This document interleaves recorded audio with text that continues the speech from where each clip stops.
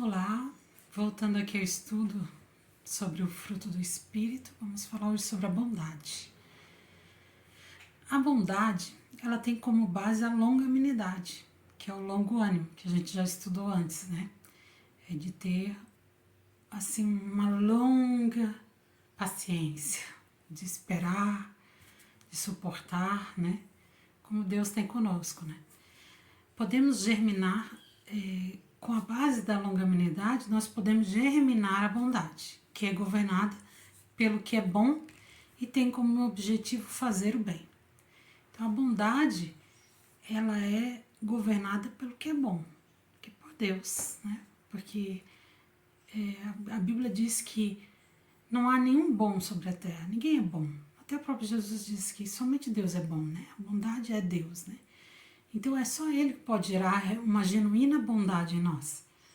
Nós podemos ter bondades humanas, né? Mas essas bondades estão sempre, às vezes, condicionadas a algumas coisas, né? Mas a bondade que vem do Espírito é uma bondade baseada no caráter dele, vivendo em nós. Então ela tem o objetivo de fazer o bem às outras pessoas, né? A bondade vem de pensamentos, orações e planejamentos de boas intenções de servir ativamente aos outros. A bondade do Espírito não surge naturalmente, ela precisa ser cultivada e buscada em oração e sintonia com a palavra de Deus. Ela exige uma decisão. Uma decisão que temos quando alguém nos magoa é seguir com longanimidade e não fazer nada contra essa pessoa, não fazer nada contra essa pessoa. Depois de tomar essa decisão, de não perder a calma, de não reagir, de não revidar, de não sucumbir à raiva, aí nós vamos poder partir para o próximo passo, que é a benignidade, que é pensar em como fazer algo bom, alguma coisa boa, né? E aí depois vamos para o terceiro passo, que é praticar atos de bondade, né? A bondade, a gente pode resumir que é a prática de atos bons derivados da longanimidade e da benignidade, né? Em Romanos 12, 21 diz assim: vença o mal com o bem. Em Provérbios 25, 22 diz: se o teu inimigo tiver fome, dá-lhe pão para comer, se tiver sede, dá-lhe água para beber, porque assim lhe amontoarás brasas sobre a cabeça e o Senhor o retribuirá. Então aqui ele está ensinando que às vezes o nosso inimigo pode estar com algumas necessidades que nós estamos vendo, e se nós suprimos essas necessidades dessas pessoas, vai ser como brasa viva sobre a cabeça dela. Ela vai ficar pensando aqui, mas por que essa pessoa me fez isso se eu só faço mal para ela? Mas por que ela fez isso? Que interesse que ela tem nisso? Vai ficar queimando os neurônios ali, tentando entender por que ela está recebendo um ato de bondade, se ela é uma inimiga, está fazendo mal, ou ela, né, não merece aquilo, né? Mas quem vai nos retribuir não é essa pessoa, é o Senhor. Quer dizer assim, e o Senhor o retribuirá.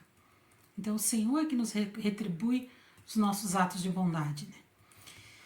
Mateus 25,16 diz: assim resplandeça a vossa luz diante dos homens, para que vejam as vossas boas obras e glorifiquem a vosso Pai que estás nos céus. Então, os nossos atos de bondade vão glorificar a Deus, porque as pessoas vão ver que, poxa, não é normal aquela pessoa estar fazendo isso se eu... Não, só pode ser Deus, né? Aquela coisa só pode ser Deus, porque não tem outra explicação. Sabemos que é uma decisão que deixa o Espírito agir e não a carne, e que tem a ver com Romanos 6,13. Romanos 6,13 diz assim: não deixem que nenhuma parte do seu corpo se torne instrumento do mal para servir ao pecado. Mas, em vez disso, entreguem-se inteiramente a Deus, pois vocês estavam mortos e agora têm nova vida. Portanto, ofereçam o seu corpo como instrumento para fazer o que é certo para a glória de Deus. Então, antigamente, nós oferecíamos o nosso corpo, os membros do nosso corpo, para fazer o que o pecado queria, né? A língua para falar mal, para brigar, para gritar, para falar palavrão, para amaldiçoar os outros, né? Os ouvidos para ficar escutando coisas que às vezes não devem, os olhos para ver coisas que não devem, as mãos, todos os membros do nosso corpo eram usados para o pecado. E agora ele está nos chamando para usarmos eles para Deus, para a glória de Deus. Então nós vamos usar o nosso pensar para a glória de Deus, nós vamos usar o nosso modo de falar, a nossa boca vai ser diferente. Nós vamos falar palavras que curam, palavras que a gente falou sobre a questão da fala, né? Palavras serenas, palavras com sabedoria, palavras pensadas e não uma reação imprudente, rápida, né? Nós vamos usar os nossos membros como instrumentos para fazer o que é certo, né? E isso é um exercício de obediência a Deus. E a constância é um ato de obediência, né? Não deixe que nenhuma parte do seu corpo, então quer dizer, cabe a nós o verbo não deixar, né? Efésios 2,10 diz: pois somos obra-prima de Deus, criados em Cristo Jesus, a fim de realizar as boas obras que Ele de antemão planejou para nós. Então as boas obras não nos salvam. Não é porque eu faço boas obras que eu vou ser salvo, ou porque eu tenho que fazer boas obras para compensar qualquer coisa de pecado. Nada a ver isso, né? A gente já sabe que é a fé em Jesus Cristo que nos salva. Mas as boas obras, elas serão expressas por aqueles que Cristo salvou. Então, assim, ela não é condicional para que eu seja salva, mas ela vai ser uma expressão da minha salvação. Porque por eu receber Cristo na minha vida, Ele habitar em mim, Deus vai começar a mudar o meu caráter, mudar a minha nova maneira de viver, e eu vou começar a ter boas obras. Então, nosso campo de exercitar a bondade é, em primeiro lugar, em nosso lar. Sendo esposas amáveis, mães alegres e dedicadas, donas de casa agradecidas e diligentes, e depois vai sendo estendido a outros, no convívio, em receber, em visitar, em ajudar, em relacionar, né? Então, todo esse campo, primeiro na nossa casa, é a base, para depois servir os outros, né? Não adianta a gente querer sair fazendo 1000 obras por aí e dentro de casa a gente é uma pessoa terrível de relacionar, uma pessoa que não é grata, uma pessoa que não tem prazer em cuidar da sua casa, em fazer uma coisa agradável para sua família, né? Então é muito bom a família sentir que ela é especial, que ela é tratada, né, de uma maneira especial. É muito bom isso, né? Bom, Provérbios 21:14 diz: o presente que se dá em segredo abate a ira, e a dádiva no seio uma forte indignação. Então, o presente que se dá em segredo abate a ira. Gente, eu não sei se vocês já experimentaram isso. Eu já experimentei, eu posso dizer que funciona.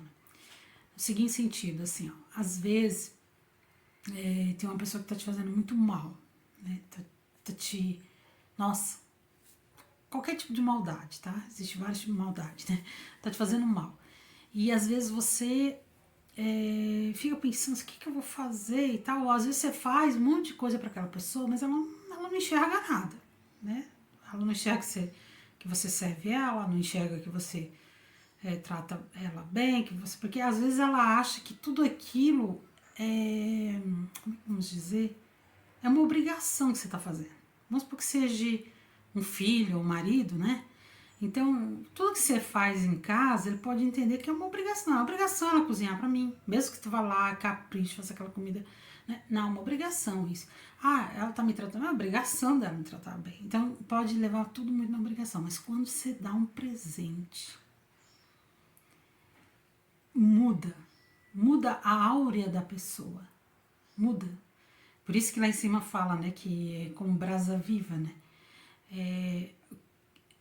Você, vamos supor, pensa, né, uma coisa que a pessoa mais gosta. Pode ser uma coisa simples, não precisa ser cara, pode ser uma coisa simples, mas pode ser até de comer, né? alguma coisa que a pessoa tá precisando e tal, mas uma coisa que ela goste muito, né? E aí você compra aquela coisa e traz para ela.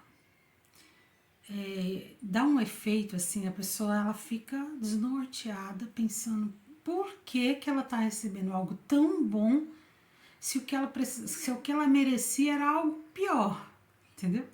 Ela merecia o mal e ela tá recebendo bem. É aquilo que diz Romanos 12 lá, vença o mal com o bem. Não quer dizer que presentes, que a gente vai comprar, né, as pessoas com presentes, não é isso. Mas o presente, ele abate a ira, ele faz com que amolece o coração daquela pessoa endurecida, né? Vou contar uma experiência que aconteceu quando o Jonas estava assim no primeiro ano do segundo grau, oitava série mais ou menos. Tinha um rapaz que era bem mais velho do que ele na escola e o rapaz ficava maltratando ele, fazendo bullying. Mas pensa um bullying daqueles ruim mesmo, né? E ele chegava todo dia, ele ficava dando esse negócio assim na orelha, sabe? Fazia aquele tuc na orelha assim. Ele sentava atrás do Jonas e ficava fazendo isso na orelha do Jonas. E o Jonas, irritado já com aquilo, não conseguia, né? Veio e um dia chorando e falou: mãe, tá acontecendo isso e tal. Não sei o que fazer com esse rapaz. Eu não revido com mal, não faço nada, mas eu não sei o que fazer com ele. Como o rapaz era um rapaz bem mais velho, né? Ele tinha assim, tipo assim, uns 5 anos de diferença do Jonas, né? Aí eu fiquei orando e pensando, o que que eu vou fazer, né?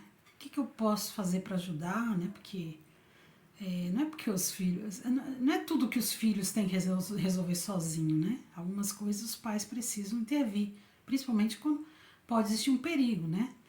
A gente nunca sabe a reação que o rapaz podia ter para com o Jonatas, né? De agressão, ele era um rapaz bem musculoso e tal. Aí eu pedi graça a Deus e tal. E aí eu tive uma ideia, assim, que todo mundo ri dessa ideia, né? Mas eu tava orando e eu tive uma ideia de ir lá na escola e levar um presente para esse rapaz. Mas o que eu ia levar? Pensei, né? O que eu vou levar para esse rapaz? Eu não conheço ele, né? Eu não quero que ele entenda também que eu tô comprando ele, mas eu quero que ele entenda que é um agrado que eu tô fazendo para ele, né? Daí eu tinha um monte de balinhas que eu tinha em casa. Eu botei dentro de um saquinho, aquelas balinhas, botei um lacinho bem bonitinho, botei dentro da minha bolsa e fui. Cheguei lá na escola, falei com o professor. Esse professor, ele defendia muito esse rapaz, porque ele conhecia o histórico do rapaz. Depois ele me contou, professor, né, o que aconteceu. Mas aí eu cheguei lá e falei com o professor, eu podia falar um pouco com o senhor? Ele foi lá fora e falou, tá acontecendo isso com meu filho. E eu gostaria de falar com esse rapaz que senta atrás dele. Não falei o que eu ia fazer, né? Aí o professor ficou preocupado, disse, não, tu vai brigar com ele, tu vai fazer alguma coisa, porque senão não deixa ele vir aqui. Eu falei, não, fica tranquilo, eu sou uma mulher de Deus, eu não vou fazer nada de mal contra ele. Eu só quero conversar com ele, perguntar o que tá acontecendo, né? Aí ele, não, então tá bom, mas então eu vou estar junto. Eu falei, pode ser. Aí veio ele e o rapaz, a gente foi para um lugar mais, assim, isolado, né? E aí eu falei pro rapazinho assim, acho que era José, o nome dele, não me lembro mais. Falei, oi, tudo bem? Meu nome é tal, eu não sei se você sabe, mas eu sou mãe do Jonatas.